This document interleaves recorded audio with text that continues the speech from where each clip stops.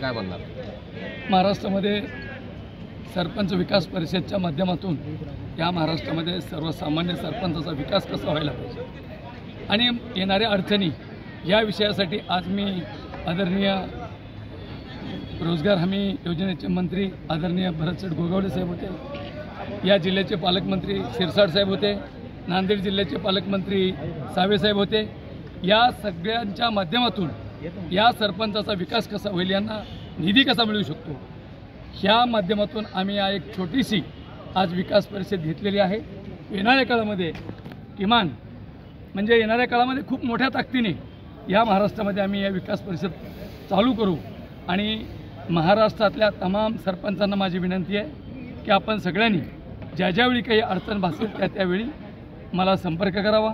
ज्या ज्या अडचणी तुम्हाला वाटत असतील, ज्या ज्या विकासाचा विषय असेल, असे कोणताही जरी ग्रामपंचायतच्या लेवलचा प्रश्न असेल, विकासाचा प्रश्न असेल, त्यावेळी मी तुम्हाला 100% तुमच्या सोबत राहीन तेवढा शब्द देतो। आज महाराष्ट्रामध्ये महाराष्ट्र राज्य विकास परिषद आज मोठ्या ताकदीने आज त्यांचं लॉन्चिंग झालेलं आहे आणि महाराष्ट्रामध्ये या माध्यमातून आम्ही ही संघटना ताकदीने मोठी उभी करू आणि राज्यातल्या सरपंचाला न्याय देण्याचं काम करू। तुम्हाला सरपंच विकास परिषद का घ्यावं वाटली, याच्या मागचा काय प्रश्न नाही? गेले अनेक गावामध्ये आज बी मी महाराष्ट्रामध्ये खेडेपाडे अनेक खेडे फिरतो, अनेक खेडेगावात जातो, वाड्या वस्त्यावर जातो।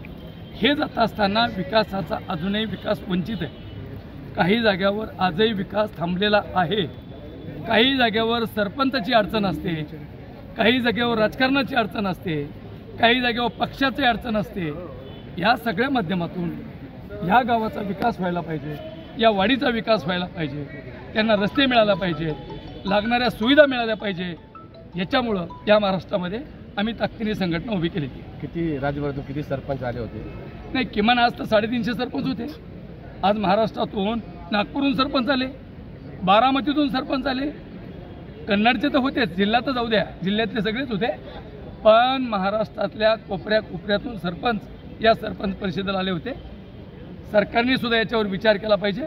आमच्या मागण्या सरकारपुढे मांडलेल्या आहेत, त्या त्यांनी मान्य कराव्यात आणि सरपंचाला न्याय देण्याचं काम करावं। सध्या काय प्रश्न आहे सरपंचाचे आणि तुम्ही कसे मांडणार याचं भविष्यात ते अधिवेशन ते असं बोलणार? नाही, घेणार ना अधिवेशन सध्या थोडंसं आता एकदा आज आम्ही येणाऱ्या अधिवेशनाच्या काळामध्ये सगळ्या मंत्र्यांसोबत एक बैठक लावू, सगळ्या सरपंचाला घेऊन सोबत राज्याची एक बैठक लावू, त्याच्यावर आमचे जे विषय असतील ते राज्याच्या मुख्यमंत्र्यांसमोर मांडू, त्याच्यातून कशा पद्धतीचा विकास होतो, काय अडचण येते, त्या माध्यमातून आम्ही ते पुढे जाऊ आणि नक्कीच येणाऱ्या काळामध्ये आम्ही सरपंच परिषदेच्या माध्यमातून 100% या महाराष्ट्रातल्या कोपऱ्यातल्या सरपंचाला मदत करण्याचं काम करू।